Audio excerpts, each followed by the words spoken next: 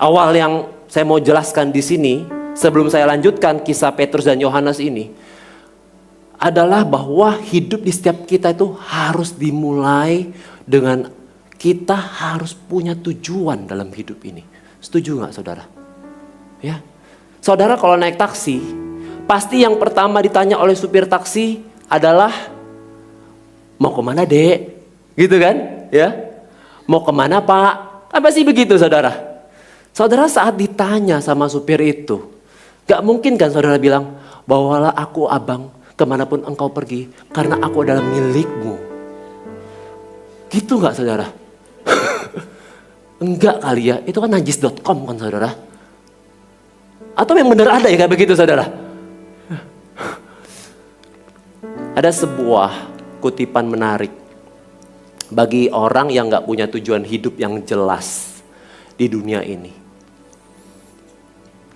Itu sama seperti orang yang sedang berenang dalam kegelapan di tengah lautan. Saudara boleh membayangkan. Dia berenang di tengah kegelapan. Cuma tenaga doang yang habis. Don't know arahnya mau kemana. Tidak tahu arahnya mau kemana. Sekalipun mereka mungkin melakukan sekolah, mereka berpendidikan, bekerja, bahkan mereka sibuk melakukan apapun. Seringkali mereka melakukan sesuatu yang sebenarnya itu bukan tujuan hidup mereka. Ya, tapi seringkali mereka hidup karena sekedar ikut-ikutan. Saudara, yang saya mau kasih tahu statement saudara, hidup tanpa arah itu melelahkan loh. Yang setuju katakan amin. Tapi hidup dengan tujuan itu menguatkan. Amin. Nah, tujuan hidup kita sebagai orang percaya dapat diketemukan melalui mana? Melalui penciptanya kita. Setuju gak? Pencipta saya dan saudara. Dan pencipta kita tuh siapa? Allah yang mulia. Pak, apa itu mulia pak? Mulia itu adalah megah, besar,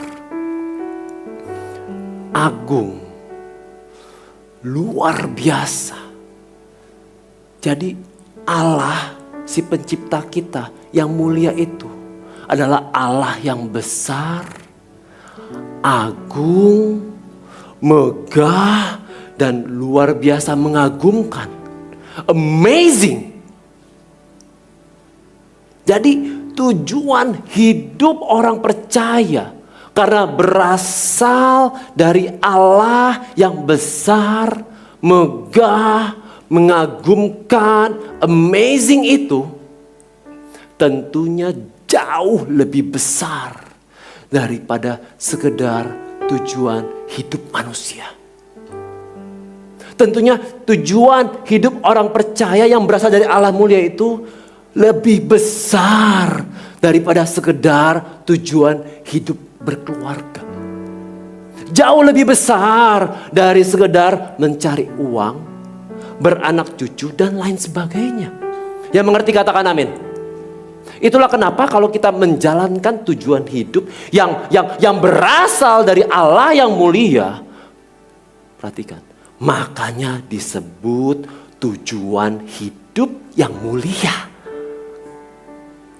Amin.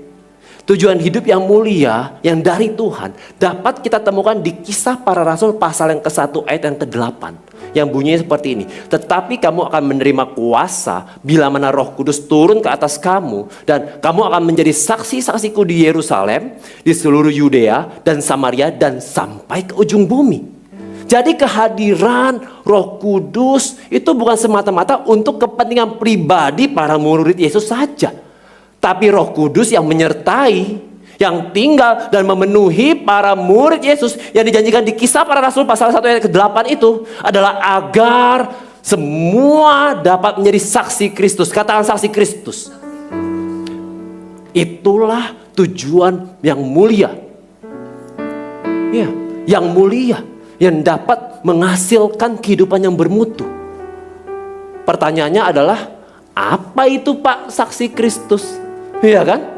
Saksi Kristus adalah orang yang menyatakan siapa Yesus itu.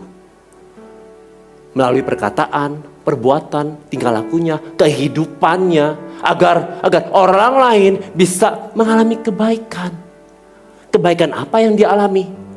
Yaitu dia bisa mengenal dan percaya kepada Tuhan. Yang mengerti katakan amin. Simpelnya, tujuan hidup yang mulia itu adalah tujuan hidup yang dampaknya bukan cuma buat diri kita sendiri, tapi buat kemuliaan Tuhan dan kebaikan sesama.